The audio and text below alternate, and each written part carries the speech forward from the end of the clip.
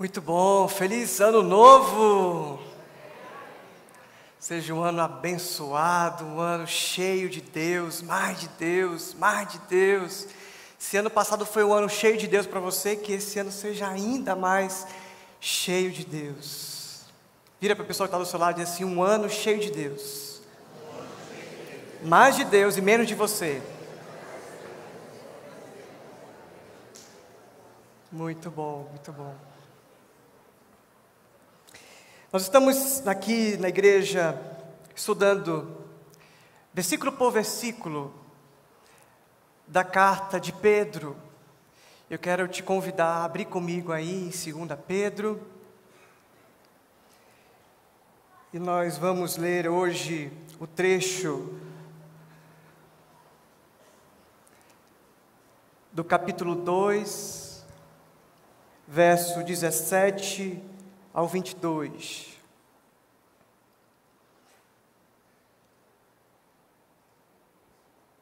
Segunda Pedro 2, 17 a 22. Esses homens são fontes sem água e névoa impelidas pela tempestade.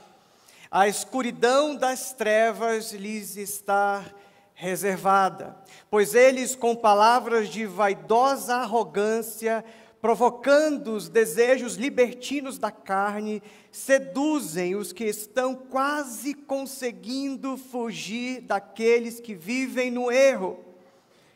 Prometendo-lhes liberdade, eles mesmos são escravos da corrupção, pois o homem é escravo daquilo que os domina. Se tendo escapado das contaminações do mundo por meio do conhecimento do nosso Senhor e Salvador Jesus Cristo, encontram-se novamente nelas enredados e por elas dominados. Estão em pior estado do que no princípio. Teria sido melhor que não tivessem conhecido o caminho da justiça, do que depois de o terem conhecido, voltarem as costas para o santo mandamento que lhes foi transmitido. Confirma-se neles que é verdadeiro o provérbio: o cão volta ao seu vômito, e ainda a porca lavada volta a revolver-se na lama. Vamos orar. Senhor, que as palavras dos meus lábios e o meditar do nosso coração sejam agradáveis ao Senhor, que o Senhor nos dê discernimento, que a Tua palavra venha como uma espada no nosso ser, que o Teu Espírito Santo tenha toda a liberdade, tome mais uma vez a minha boca, me use como instrumento, como vaso de barro que sou, que o Senhor nos alimente com aquilo que é mais precioso para nós, a Tua palavra. É o que oramos em nome de Jesus. Amém. Para que a gente entenda o contexto de Pedro, e aqui na sua segunda epístola, na sua segunda carta às igrejas que ele pastoreava, aos irmãos dispersos, às igrejas que se reuniam em lugares bem inusitados, eram escondidos, eram secretos. A gente precisa entender também o que diz no capítulo 1, eu quero te convidar a ler comigo o 1, do 3 ao 8, para que você entenda, você que faltou a aula, você entenda um pouquinho do que se trata, para você estar no mesmo nível, todo mundo seguir no mesmo nível. Vamos ler então o 2 Pedro capítulo 1, de 3 a 8. Esse texto nós já lemos, já estudamos, mas vale a pena ler de novo. Seu divino poder nos deu tudo de que necessitamos para a vida e para a piedade, por meio do pleno conhecimento daquele que nos chamou para a sua glória, para a sua própria glória e virtude. Dessa maneira Ele nos deu as suas graciosas e preciosas promessas, para que por elas vocês se tornassem participantes da natureza divina, e fugissem da corrupção que há no mundo, causada pela Diga forte, cobiça. Por isso mesmo, empenhem-se para acrescentar à sua fé a virtude, e a virtude, o conhecimento, e ao conhecimento, o domínio próprio, e ao domínio próprio, a perseverança, e à perseverança, a piedade, e à piedade, a fraternidade, e à fraternidade, o amor. Porque se essas qualidades existirem e estiverem crescendo em sua vida, elas impedirão que vocês, no pleno conhecimento de nosso Senhor Jesus Cristo, sejam inoperantes e improdutivos. Diga inoperante. Diga improdutivo. Isso é um recurso para que a gente fixe melhor o conteúdo. Eu ainda estou ouvindo uma microfonia. Peço que abaixe o meu microfone. Por favor. Obrigado. O desejo de Pedro aqui é que esses irmãos, e que atravessa os séculos e também nós somos esses irmãos, não sejamos inoperantes, não sejamos improdutivos. Porque é muito possível que você viva uma fé improdutiva, viva uma fé que não opera, inoperante, que não age, que não tem fruto. Nós vamos falar um pouquinho disso um pouco mais na frente. Por isso que ele fala dessas qualidades que tem que ter dentro de você. A fé, ela é acompanhada de qualidades que crescem. E uma dessas qualidades, essas virtudes, esse conhecimento, esse domínio próprio, todas essas palavras são repetidas na Bíblia toda. O fruto do Espírito, e é no singular, não existe plural, não é frutos, é um fruto. E qual é o fruto? Aí a Bíblia vai dizer uma lista, os gominhos desse fruto. Você quer ler depois e conhecer mais, é Gálatas capítulo 5, verso 22. O fruto do Espírito, quem está em Deus, quem está no Espírito, quem é convertido e quem teve conhecimento do Senhor Jesus, vive uma vida com essas qualidades. Uma vida que é produtiva, uma vida que é operante. Mas para que vocês não se tornem improdutivos, para que vocês não se tornem inoperantes, vocês precisam tomar cuidado com alguns falsos mestres. É o que o texto diz aqui, a partir do verso 17, como nós lemos no início. E aqui ele faz, pelo menos eu consigo sistematizar na minha cabeça, nós vamos ler de novo, 4 tipos de falsidade.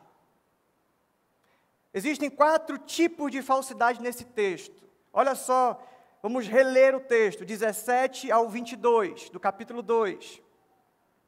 O primeiro bloco que eu quero chamar de falsidade é a falsidade dos mestres, ou os falsos mestres. Diz o verso 17: esses homens são fontes sem água e névoas impelidas pela tempestade, e a escuridão das trevas lhes está reservada. Se você ler o início do capítulo 2, você vai ver, no passado surgiram falsos profetas no meio do povo, como também surgirão entre vocês falsos mestres. Então, ele está se remetendo a tudo que foi dito antes. Então, existe, na nossa convivência, na nossa experiência de fé, a possibilidade de nos deparar com falsos mestres. E eles são névoas, eles são passageiros, é como uma bandeja de supermercado ou de restaurante. Você tira uma, já vem outra. Surge falso profeta à torta e à direito. Falso profeta é realidade. Aonde tem fé, aonde tem cristão, aonde tem discípulo, tem falso profeta. Cuidado, porque eles vão se entranhando, eles são como uma névoa, é a arte da sutileza. Eles se destacam, eles começam a falar bem e ter uma eloquência e começa a contagiar e acreditar que eles são usados por Deus.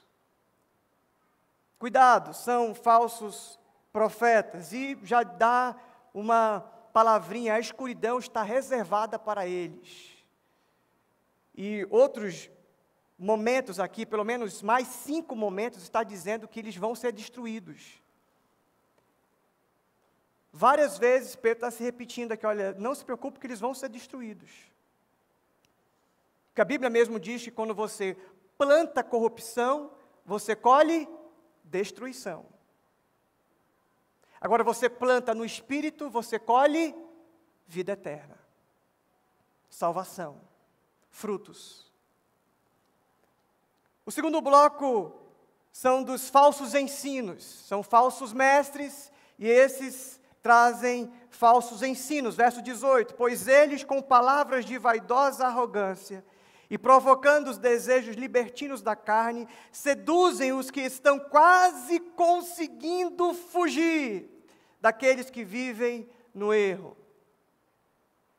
Os inconstantes, os frágeis, os novos na fé, os bebezinhos que estão chegando, estão se aproximando de Deus, que estão com uma fé ali, aquele primeiro amor, aquela fé inicial, aquela fé até mesmo ingênua, empolgados.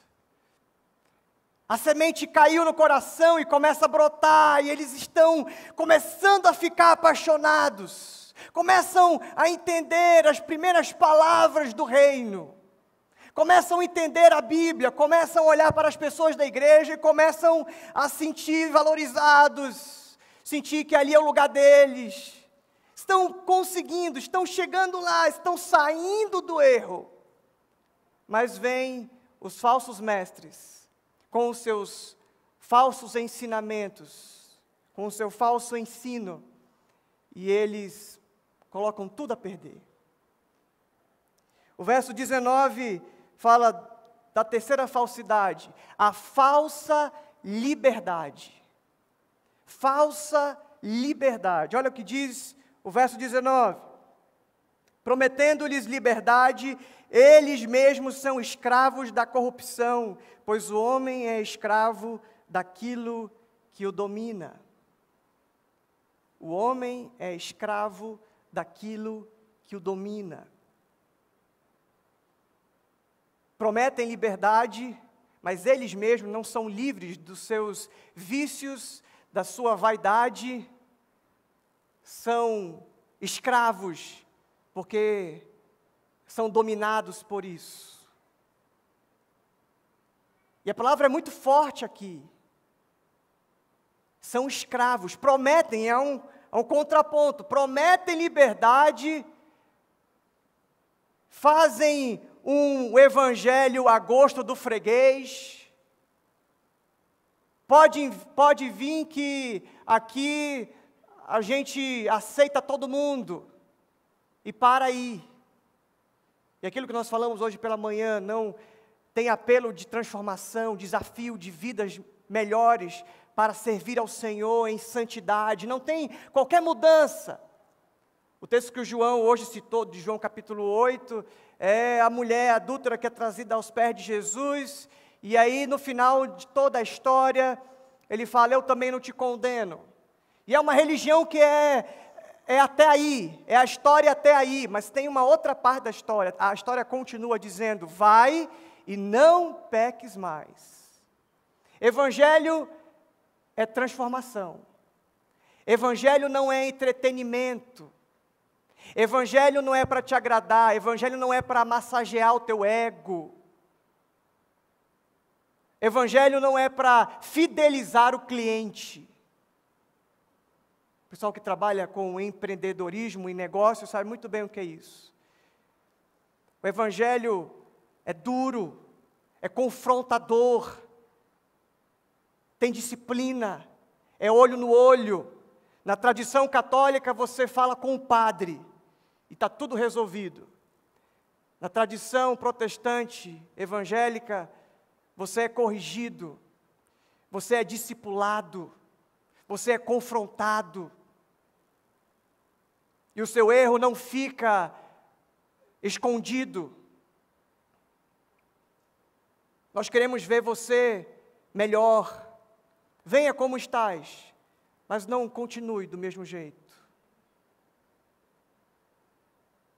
O Senhor Jesus faz esse convite. E graças a Deus, meus queridos, eu já fiz muita coisa errada. Coisas que, se eu dissesse aqui, os irmãos ficariam tão escandalizados que sairiam daqui agora mesmo. Mas graças a Deus, eu já não sou mais ele. Esse velho homem já morreu. E agora a vida que eu vivo para Cristo. E eu ainda não sou aquilo que eu serei. Eu estou no processo. É o caminho. É isso que está falando de falsa liberdade. Prometem liberdade? Não, tem problema não. Vem para Jesus.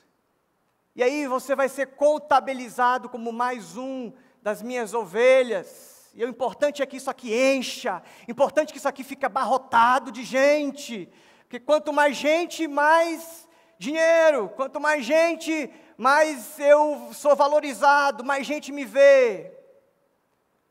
Um tempo desse eu peguei um táxi aqui no Taboão e conversando com o taxista, conversas triviais, chuva, enchente, essas coisas que acontecem quase todos os dias aqui no Taboão da Serra.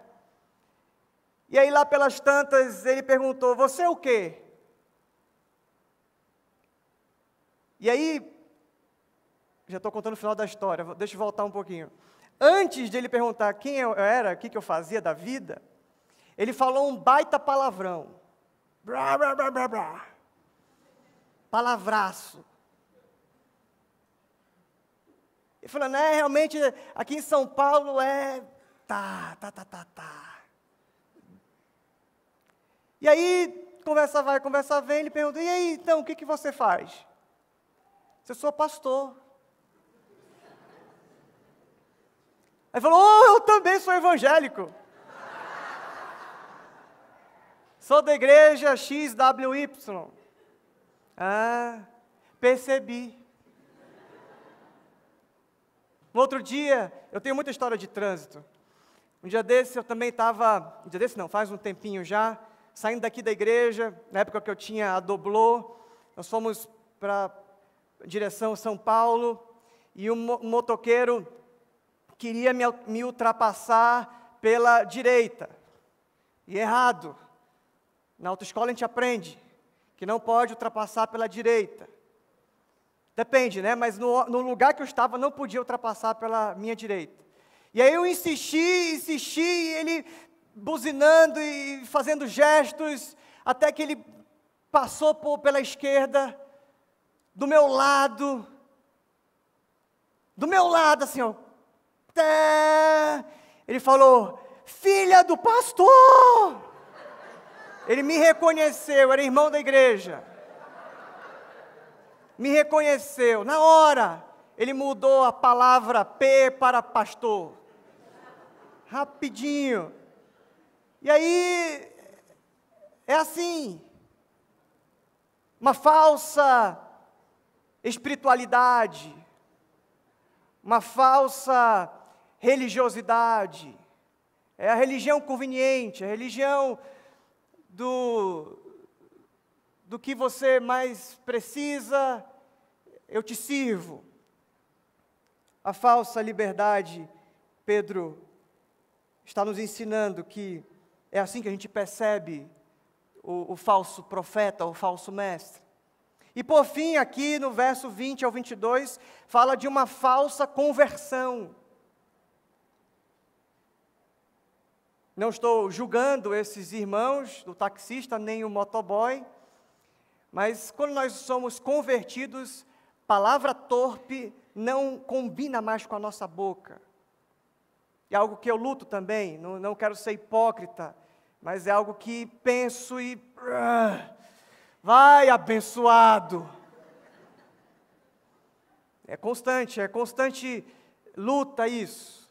Mas nós estamos vivendo num tempo que ser evangélico não quer dizer nada. Ser cristão, né? Ser de Jesus não quer dizer nada. Ser de Jesus e não ser, a minha vida não muda em nada. Por isso que nós temos aí o crescimento gigantesco da igreja evangélica, e o Brasil continua se afundando cada vez mais. Mais políticos evangélicos assumindo o poder e nada muda. Mais cristãos se convertendo, mais gente se convertendo, mas parece que isso não muda a realidade social. Porque há uma falsa conversão, é o que diz aqui o verso 20 em diante. Se tendo escapado das contaminações do mundo por meio do conhecimento do nosso Senhor Jesus Cristo, encontram-se novamente nelas enredados e por elas dominados. Note que existe 2 vezes a palavra dominados. Estão em pior estado do que no princípio. Teria sido melhor que não tivesse conhecido. Olha a tal ponto, olha o exagero de Pedro. Era melhor nunca ter entrado numa igreja, nunca ter aberto a Bíblia. Era melhor você ter ido pela ignorância para o inferno. Do que conhecendo, olha só, depois de o terem conhecido, voltarem as costas para o santo mandamento que lhes foi transmitido. Confirma-se neles que é verdadeiro o provérbio: o cão volta ao seu próprio vômito, e a porca lavada a revolver-se na lama. Meus queridos, Jesus falou muito sobre isso. E lá em Mateus capítulo 7, por favor, abra comigo. Mateus capítulo 7, palavras de Jesus, verso 13.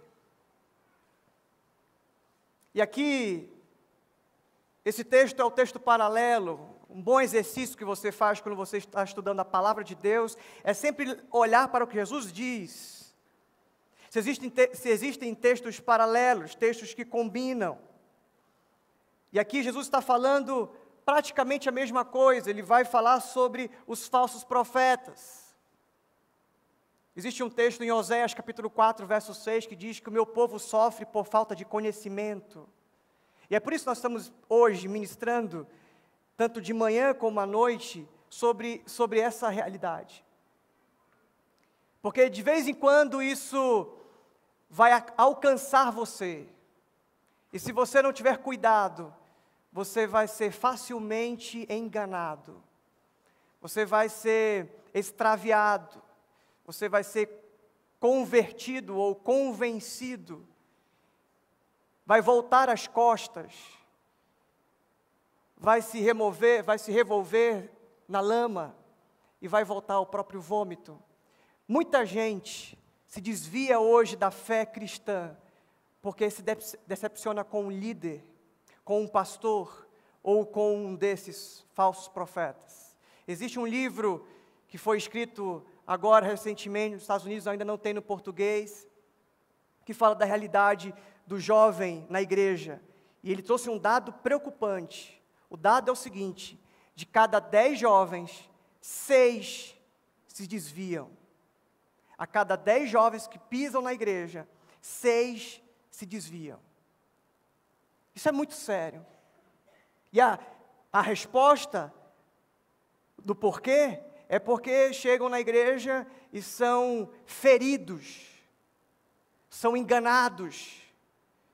Chegam na igreja e têm que lidar com um monte de falcatrua. Chegam na igreja com um coração sincero, querendo viver algo novo com Deus, dizendo: essa vida que eu vivia não está funcionando, eu quero algo de Deus. Mas um falso profeta enviado por Satanás destrói o único fio de esperança e de possibilidade de fé que havia. Isso é muito perigoso. Por isso nós temos que começar, inclusive, o ano falando sobre isso. Mateus 7,13. Entrem pela porta estreita, pois larga é a porta e amplo o caminho que leva à perdição. E são muitos os que entram por ela. Não é um grupinho, são multidões que procuram a porta larga, a porta arreganhada, a porta aberta. Venham, liberdade, não precisa mudar não. Venham consumir a fé do espetáculo. Aí a fé vira um circo. Experiência com Deus é um circo. Já desse uma irmãzinha chegou para mim e falou: pastor, eu estou indo para uma outra igreja, porque lá tem o poder. Lá o fogo desce. Eu vou te chamar os bombeiros. Lá tem uma coisa diferente.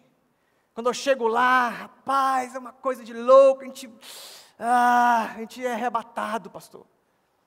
Mas não se preocupe não, que quando eu quiser trazer amigos para Cristo, eu trago aqui em Ferreira. Que aí é mais light, ninguém fica escandalizado com alguém gritando, se tremendo todo do lado. Aí venho aqui em Ferreira, eu trago a minha amiga aqui na igreja, porque aqui é uma igreja mais tranquilona, e assim, caminho que mais te convém. Quer do espetáculo? Vamos para lá, todo mundo para lá. Segunda-feira é lá na igreja que cura, que liberta, que faz lá. Na terça-feira na Umbanda, vamos bater um tamborzinho porque ninguém é de ferro. Aí quarta-feira vamos lá naquela da campanha lá, que você dá R$900 e o pastor prometeu que daqui a 6 meses você vai prosperar. Irmãos, eu não estou inventando essas coisas não. Meus irmãos, se eu contasse para vocês o que eu sei, se eu contasse no Facebook, porque hoje o Facebook é o muro das lamentações, né? Tudo que você pensa, vou colocar no Facebook. O Facebook virou Deus, a gente ora para o Facebook agora. A gente não ora para Deus, a gente ora no Facebook. Senhor Jesus, ora para o Facebook. E aí, se eu fosse colocar no Facebook as coisas bizarras que eu recebo, traga lá a chave da sua fábrica, da sua empresa. Nós vamos ungir aqui. E não é com 100 miligramas de óleo, não. É 20 litros de óleo. Dá vontade de colocar esse falso profeta na frigideira e fritar ele com esse óleo todo. E o camarada e a galera vai. Leva lá a chave e o falso profeta unge. E aí quando você for segunda-feira abrir a sua fábrica, você vai ver a prosperidade. Deus vai usar aquela porta e essa porta vai ser a porta da felicidade. A porta da esperança. Silvio Santos, profeta. Como é estreita a porta e apertado o caminho que leva à vida, são poucos os que a encontram.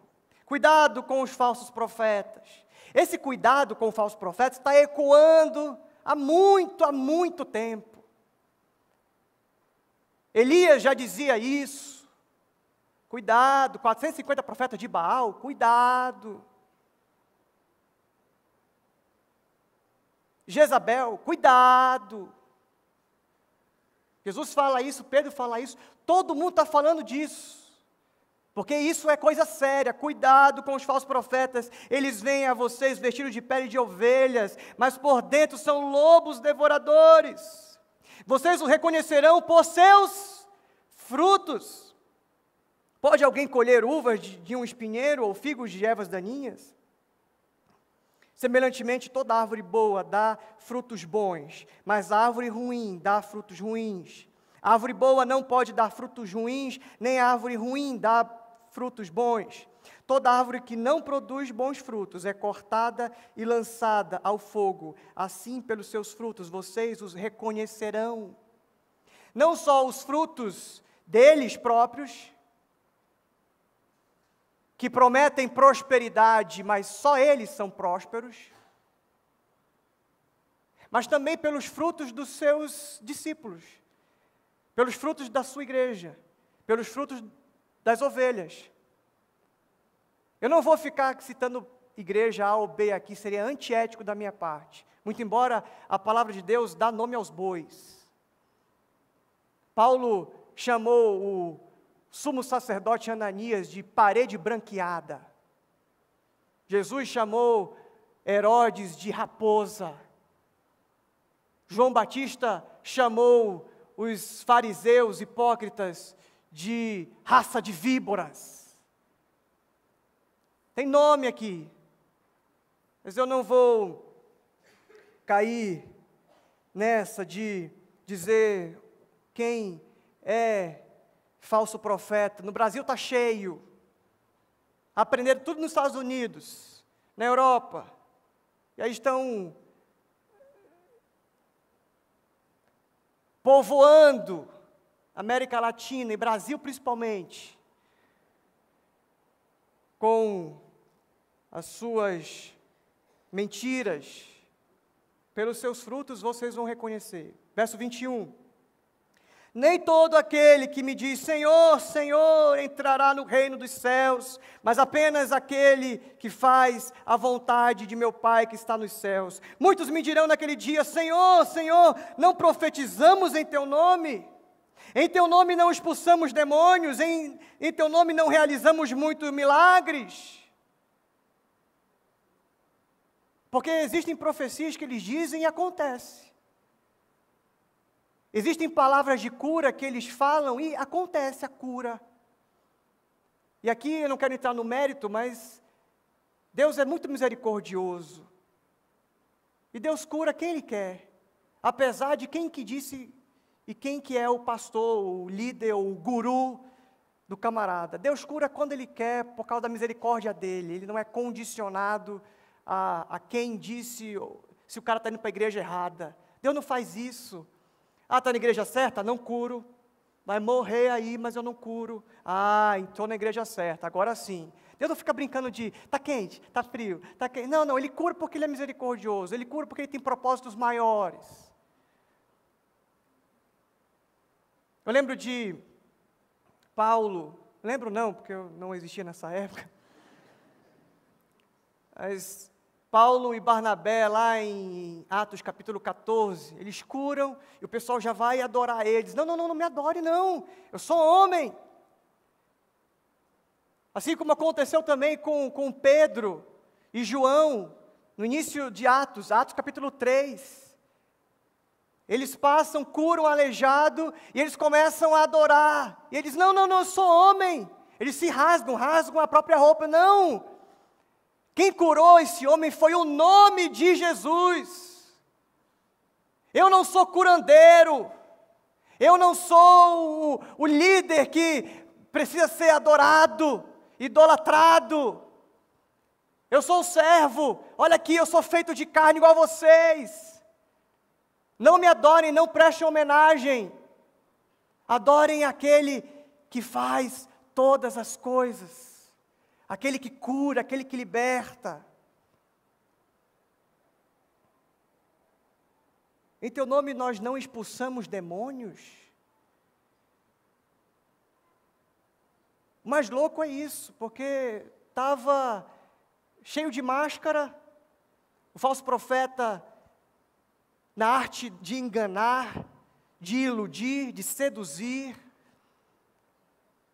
operou milagres, fez tudo, mas o Senhor Jesus olha para ele e diz assim, eu não te conheço.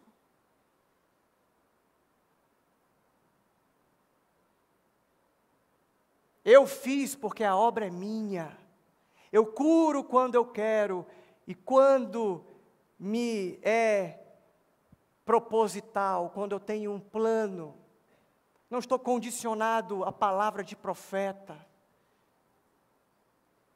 Uma vez aqui na igreja aconteceu isso, uma criança me procurou e falou, pastor, ora por mim porque eu estou com um tumor aqui embaixo da minha orelha.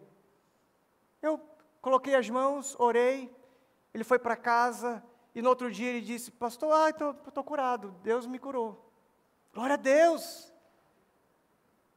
A gente não traz aqui para frente, dá o microfone, olha aí, conta a sua bênção. Sabe por quê? Porque o que acontece é que tem gente que não é curada. Sabe por que a gente não faz isso? Porque não é a gente que cura.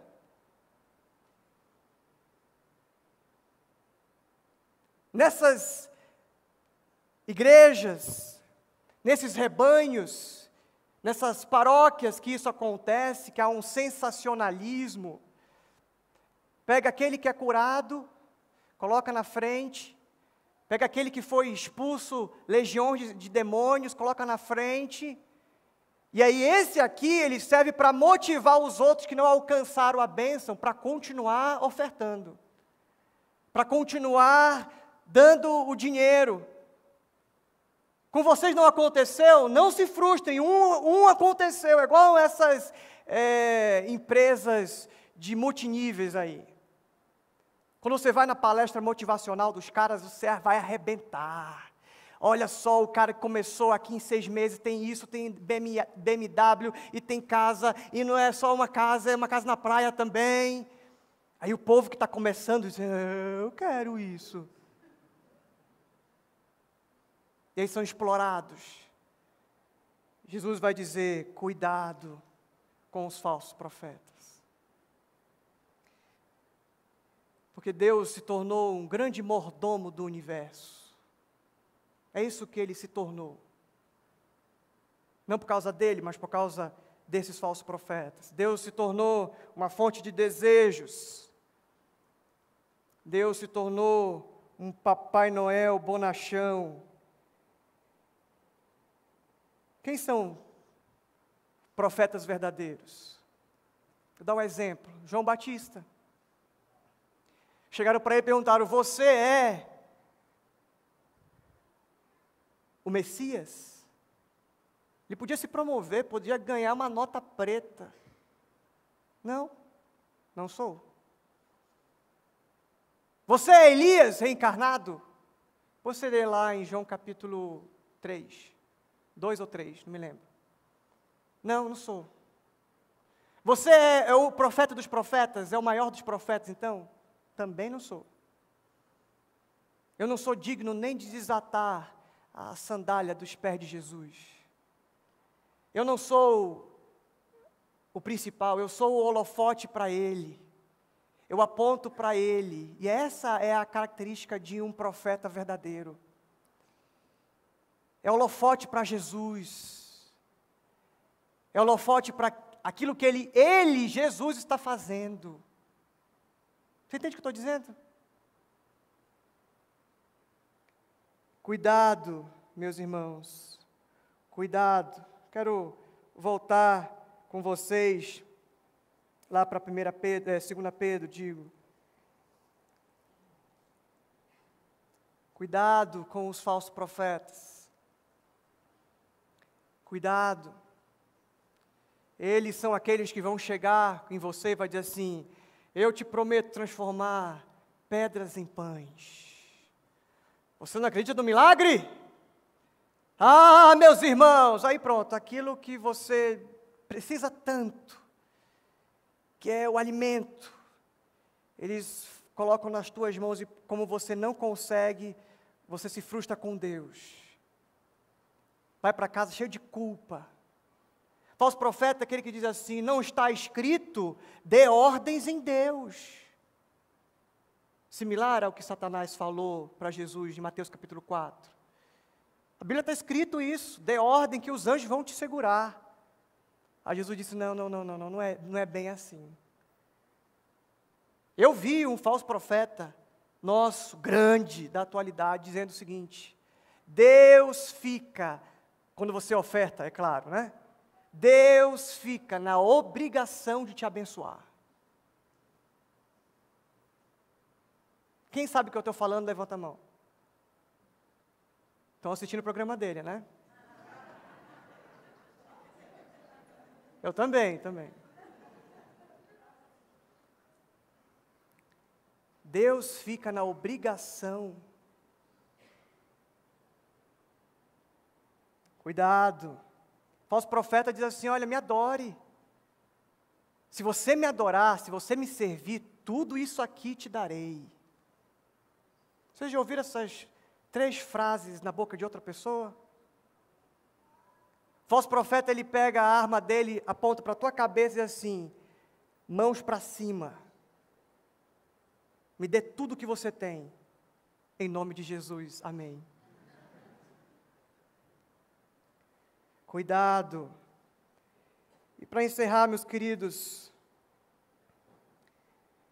eu quero te motivar, aquilo que Pedro termina a sua epístola, dizendo, nós ainda vamos estudar o finalzinho, mas me permita já antecipar aquilo que ele fala no capítulo 3, verso 17, de 2 Pedro, 2 Pedro 3, 17.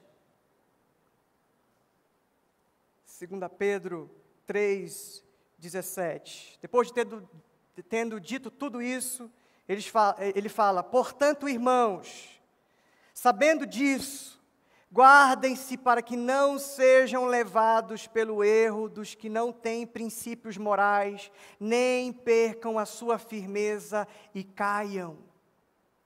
Vou ler de novo. Portanto, amados, sabendo disso, guardem-se para que não sejam levados pelo erro dos que não têm princípios morais, nem percam a sua firmeza e caiam. Cresçam, porém, na graça e no conhecimento do nosso Senhor e Salvador Jesus Cristo. A Ele seja a glória para sempre. Amém. A minha oração, meu querido, é que você, nesse ano de 2016, esteja bem esperto. E também que você não seja um falso profeta. Jesus disse, vão por todo mundo, façam discípulos, batizem em nome do Pai, do Filho e do Espírito Santo e ensinem. Deus conta com você também para ser professor no mundo, para ser luz no mundo, para dar cor, para dar tempero, o tempero de Deus ao mundo. E todas as vezes que você, como esse taxista ou como esse motoboy, não representa Cristo, toda vez que você faz o contrário do que Ele ensinou, você também está sendo um falso profeta. Você também está servindo de pedra de tropeço. Coloca o que quer no Facebook. Fala o que quer. Se veste como quer. Vive como quer. Olha, você não está ensinando tudo aquilo que Jesus ordenou. Então, você é um falso profeta. Você é um falso cristão. Você é um falso convertido. Você voltou a se lambuzar no próprio vômito. Você voltou a se lambuzar na lama. Grave esse texto. Eu lembro que quando eu era adolescente, eu coloquei esse texto escrito numa cartolina no meu quarto. 2 Pedro 2, 20 a 22. Não se volte, não se perca, não caia, porque senão vai acontecer na sua vida o que o provérbio, isso não é nem citação bíblica, isso é citação de um provérbio. Pedro colocou na Bíblia a citação de um provérbio popular, dizendo, aconteceu com estes que viram as costas para Deus, que vivem como falsos mestres, que vivem na falsidade e na hipocrisia das suas vidas vazias. Aconteceu com eles o que todo mundo diz por aí no popular. A porca lavada voltou a se revolver no lamaçal, e o cachorro voltou a se alimentar do próprio vômito. A minha oração é que, nesse 2016, você e eu sejamos fiéis, como mestres do amor, mestres da palavra, mestres em mostrar ao mundo aquilo que o Senhor Jesus é, como Ele é Senhor das nossas vidas. Amém.